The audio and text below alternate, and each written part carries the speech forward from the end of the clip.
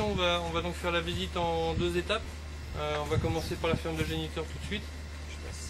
Comme c'est un endroit qui est très chaud et un peu pénible, on fait ça avant le repas et après le repas ce sera plus cool.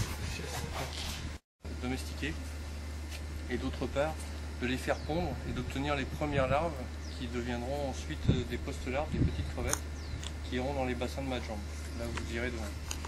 Donc le métier de la reproduction est divisé en plusieurs sites avec chacun ses métiers. Donc ici c'est le centre de domestication et de reproduction. Et la partie Mifou qu'on a survolé hier, et on a un deuxième centre qui est historiquement le premier, la Colma, qui était nocibé, sont ce qu'on appelle des centres d'élevage larvaire. Là ce sont des phases d'élevage qui sont très courtes, qui durent moins de 20 jours. Et de 20 jours on transforme la larve en post-larve, c'est la petite crevette, le petit bébé qui ira dans les bassins. Ce sont des animaux qui ont été transférés très récemment depuis la plateforme, qui ont été sélectionnés parmi plusieurs comptes. Donc ils ont tous des frères et sœurs, ils ont tous le même âge. Et l'aliment qui est ici, c'est un aliment qui est broyé. À terme, l'usine de Nutrima fera cette formulation-là. Pour l'instant, c'est une formulation qui est plata spécifique à nos besoins. Ils tiennent relativement bien à l'eau, hein. Ils sont mous, mais par contre... Et si on laisse tomber le...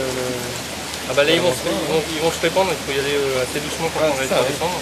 Par contre on essaye de mesurer la quantité de ce qui va être consommé. Donc on fait attention quand on remonte. Tout à fait. Alors remonter encore sur les poteaux, c'est surtout intéressant.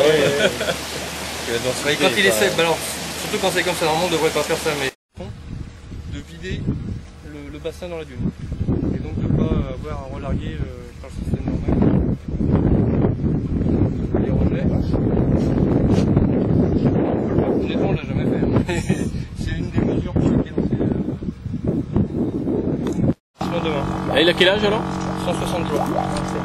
260, autant pour moi. Là c'est un 260. Autant pour moi. Je vais vous montrer le G7. Ça c'est sous Excel. Tu peux monter de croissance. Il y a peut-être des connectes du réseau, on l'a déjà marché. On va montrer ça dans les noms. Vous n'avez pas prévu ici? Non. Donc Tana qui se trouve à peu près quelque part par là. On passe par une alimentation qui est complémentée en aliments frais et qui doit devenir même principalement que de l'aliments frais. Alors là on a des animaux qui font... Tu vois, dis-moi, c'est 360. Ah, c'est bon, oui. On a un an, 105 grammes. Voilà une femelle. Vous voyez les spermatophores qui ont été injectés là, la femelle est fécondée. Donc si elle pond, celle-là va faire sa mue parce qu'elle est un peu ancienne. Alors, ces animaux, vous voyez, qui sont assez... si vous aviez à manipuler des animaux sauvages comme ça se passerait pas de la même façon. Hein. Ils ont une certaine docilité parce qu'ils ont eu l'habitude d'être manipulés depuis au bout d'une année. En ramener un à la maison?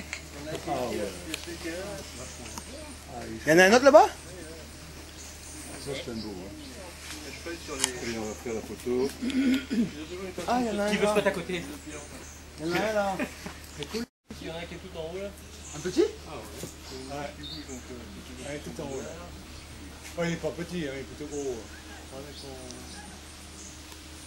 C'est joli la couleur. Maki.